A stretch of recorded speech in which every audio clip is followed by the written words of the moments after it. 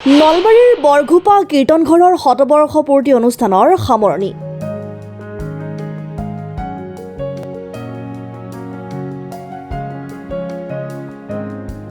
হৰিনামৰ ধ্বনি বৰ্ণাঢ্য সাংস্কৃতিক শোভাযাত্ৰাৰে সামৰণি পৰিল নলবাৰীৰ বৰঘোপা কীৰ্তনঘৰৰ শতবৰ্ষপূৰ্তি অনুষ্ঠানৰ।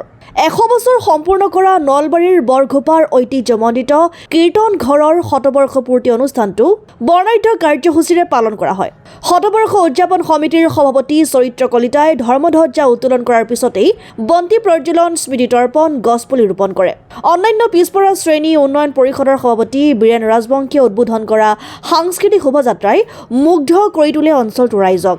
দ্বিতীয় দিনা গধূলিৰ ভাগত বিশিষ্ট নাগাৰা নামৰ শিল্পী অচ্যুত ডেকাই উদ্বোধন কৰা নাগাৰা নাম পৰিৱেশন কৰে বিশিষ্ট নাগাৰা নামৰ পাঠক ৰূপেন ডেকা আৰু নিপন দত্ত কলিতাই। শেষৰ দিনা ঘগ্ৰাপাৰৰ কাৱেৰী নাট্য দলে পৰিৱেশন কৰে যুৱ নাট্যকাৰ অভিজিত বৈশ্যৰ ৰচনা আৰু জনপ্ৰিয় পৰিচালক নৱজ্যোতি কলিতাৰ পৰিচালনাত হিয়াত এমুঠি জোনাক শীৰ্ষক নাটখন। আমাৰ বৰঘোপা কীৰ্তনঘৰৰ শতবৰ্ষপূৰ্তি উদযাপন ইতিমধ্যে চলি আছে। আজি আমাৰ তৃতীয় দিনৰ কাৰ্যসূচী, অন্তিমটো কাৰ্যসূচী নাট প্ৰদৰ্শন। আপোনালোকে দেখা পাইছে আমাৰ মঞ্চত কাবেৰী নাট্য দল ঘগ্ৰাপাৰৰ দলে নাট পৰিৱেশন কৰি আছে। আৰু যোৱা দুদিন ধৰি আমাৰ কাৰ্যক্ৰমণিকা আছিল। প্ৰথম দিনা আমি ধৰ্মধ্বজা উত্তোলন, বন্তি প্ৰজ্বলন, বৃক্ষৰোপণ আদি কাৰ্যসূচী কৰি দিনৰ 12 বজাত স্মৃতিকণ্ঠ উন্মোচনী সভা আছিল। আৰু এই সভাতে অসমৰ সাংবাদিক তথা অনুপ্ৰেৰণামূলক বক্তা তথা অধিবক্তা মাননীয় দীপক শৰ্মাদেৱে আমাৰ এই বৰঘোপা কীৰ্তনঘৰৰ ইতিহাস বিজড়িত এখন স্মৃতিকণ্ঠ, যাৰ আমি নাম দিছিলোঁ অনাদি, এই অনাদিখন তেখেতে উন্মোচন কৰিছে। ইয়াত উপস্থিত আছিল আমাৰ গুৱাহাটী ইউনিভাৰ্চিটিৰ প্ৰফেচৰ দেৱহৰি তালুকদাৰ প্ৰমুখ্যে কৰি বহুকেইজন বিশিষ্ট ব্যক্তি। গতিকে আমাৰ এই যি বৰঘোপা কীৰ্তনঘৰ, ইয়াৰ এটা ঐতিহাসিক হেৰি আছে। গতিকে ইয়াৰ আমি জনামতে বৰপেটা সত্ৰৰ পৰা সত্ৰাধিকাৰ আহি ইয়াত 100 বছৰ আগতে সেই বৰপেটা সত্ৰৰ পৰা শলাবন্তি আনি ইয়াত এই নামঘৰটো প্ৰতিষ্ঠা কৰিছিল। আৰু আমি তেতিয়াৰ পৰা ইয়াতে এই বৰঘোপা কীৰ্তনঘৰত প্ৰতি বছৰে পালনাম হৈ আহে। আৰু সেই পালনামৰ লগত সংগতি ৰাখি এইবাৰ আমি যিহেতু 100 বছৰ পাৰ কৰিছোঁ, গতিকে আমি এইবাৰ 3 দিনীয়াকৈ শতবৰ্ষ পূৰ্তি উদযাপন আমি আয়োজন কৰিছোঁ। আৰু এটি বৰ্ণিল আয়োজন আছিল।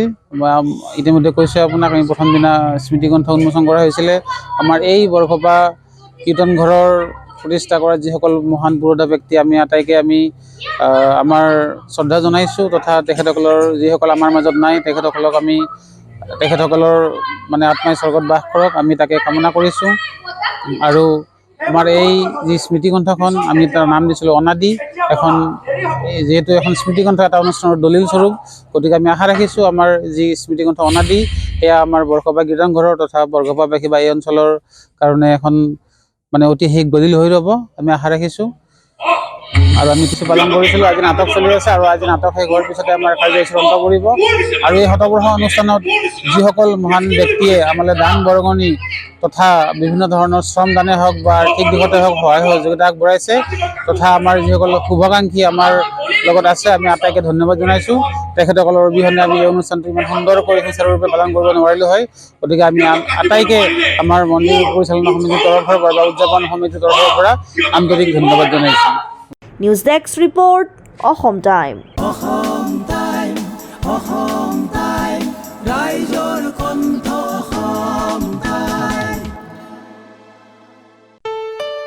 ঘৰত আনন্দ আৰু সম্পৰ্কৰ চমক বজাই ৰাখিবলৈ জৰুৰী হৈছে সকলো আনন্দময় মুহূৰ্তত মৰমৰ উপহাৰ দিয়াটো।